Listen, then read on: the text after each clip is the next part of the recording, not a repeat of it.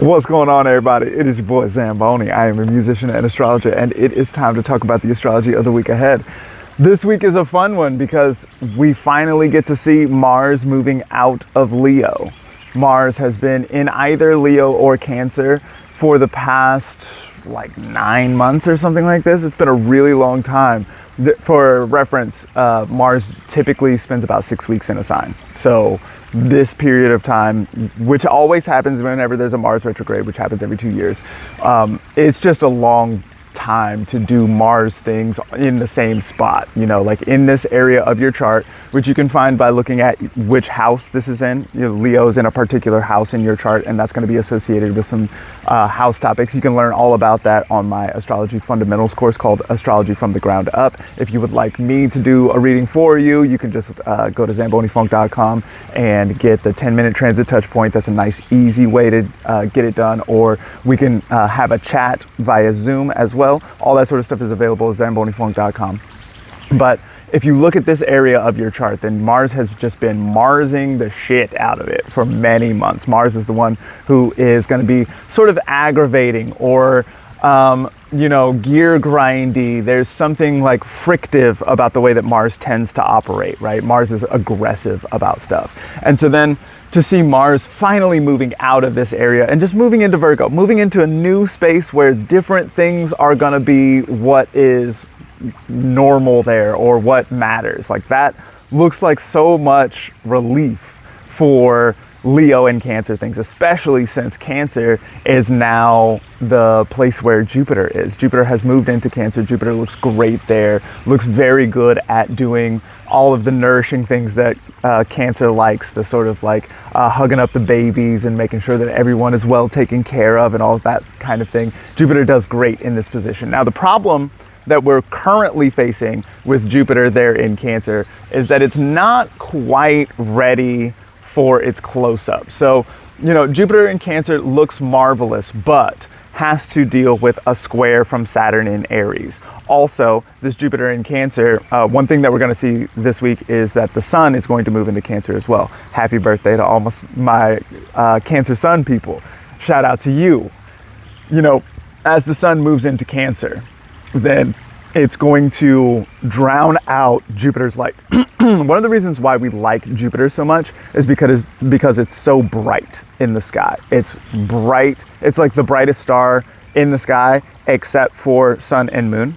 Also, Venus gets pretty bright sometimes. That's why these are considered benefics, because they are, obviously because they are associated with nice things happening, right? So that's a situation that people have just paid attention to across years and have noticed that these two tend to be associated with things that people like, while Mars and Saturn, which are darker in color and dimmer to the eye, those ones are typically associated with more negative or difficult confrontation, this kind of thing.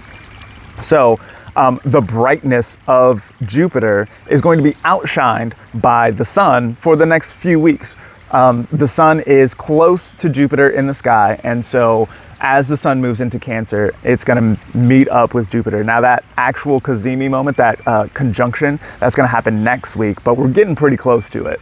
So that is to say that between a square to Saturn and a conjunction to the Sun, Jupiter is not shining as brightly as we might otherwise hope for. So we still, even though we love to see Jupiter in Cancer, and this is an improvement over Jupiter in Gemini, which was in detriment or exile, this is Jupiter in Gemini being doing the Jupiter things is more difficult from that position. Doing Jupiter things is much easier from this position in Cancer. And so even with conjunction to the Sun or a square to Saturn, then it does look like nice Jupiter, but it is the kind of thing that is going to be, Jupiter is in service to whatever Saturn needs him to do this week. You know what I mean? Saturn in Aries is wilding a little bit. Saturn in Aries is not sure what's real in the world, is not sure what is even possible.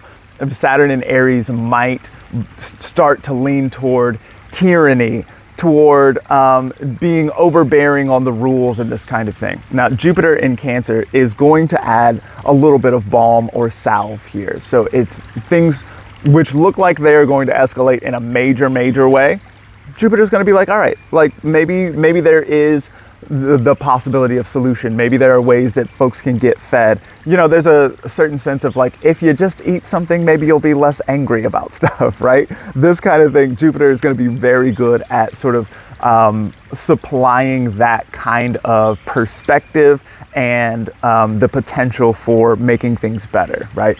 So that is also actually on offer to that Mars who has just moved into Virgo also. So Mars moves into Virgo tomorrow, I think. Mars in Virgo is going to make a sextile to Jupiter in Cancer. Also, the sun is going to be there.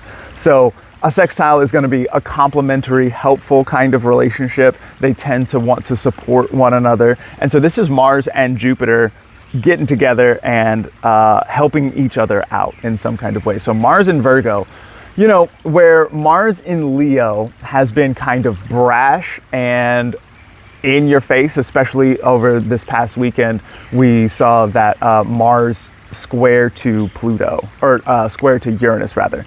Mars in late Leo square to Uranus in late Taurus. That has been wildly surprising. Weird stuff has been going on, and like a sudden death, that kind of thing has been like kind of in the air as far as that is concerned. Then Mars moving into Virgo, that's a little more on the like, how do we actually navigate the parameters or requirements of whatever we're trying to do. So Mars is always trying to do something. Mars is action oriented. Mars wants to handle some kind of business. In Virgo, Virgo cares a lot about the rules, the parameters, the way that the thing actually functions. Virgo is very practical, cares very much about the details, because the devil is in the details. So when you're trying to get things done, then there's gonna be some detail that you overlooked, and that's gonna cause a little problem for you, right? So Mars in Virgo is very much about ferreting out those details and working out a better way to navigate it. That Mars in Virgo is going to be well supported by Jupiter in Cancer because of that sextile relationship. Love to see this kind of thing. So Jupiter is not, Jupiter has a lot on its plate right now. You know what I mean? Between Jupiter making this square to Saturn and having to deal, and Saturn is in the overcoming position. So Saturn is going to be like pretty heavy and feeling a lot of things. You know, Saturn being like the management potential, like the ability to coalesce a team that actually does the thing. We're not talking about rulership and figureheads, but rather like the manager who actually is doing the job or is involved in actually making things happen. That sort of tedium and this kind of thing, Saturn is typically associated with that kind of thing and is out of pocket right now, just like doing the very most. Making a square to the sun, as the sun moves into Cancer, then the sun is going to be making that square to Saturn as well. You know, that is our leader or figurehead type of image, right? The king or the emperor or something like that. And so there's a clash there between the king and the management structure. And so Jupiter is going to, in a moment where the sun is conjunct to anything, then the sun sort of subsumes the power of the other planet there.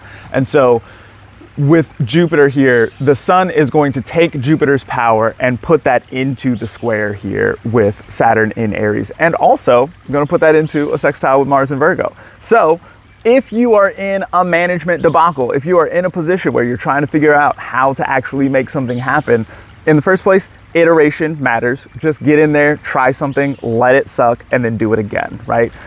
What you're likely to see here is, as you're trying to do your Cancer things, you're trying to nourish, you're trying to take care of everybody, this kind of thing, you're going to run into obstacles and boundaries. That's okay. That's part of the game. That's what you have to do. That can be worked around if you can, Mars in Virgo, figure out the details, work out what the rules can be, should be, and how to actually get in there and do a better job. One thing about Mars is that he's not afraid to swing that bat. So get in there and start trying to do stuff. This is a great moment between Jupiter and in Cancer and Venus in Taurus. There's a lot of nice things going on in the sky. Get out there and do your damn thing.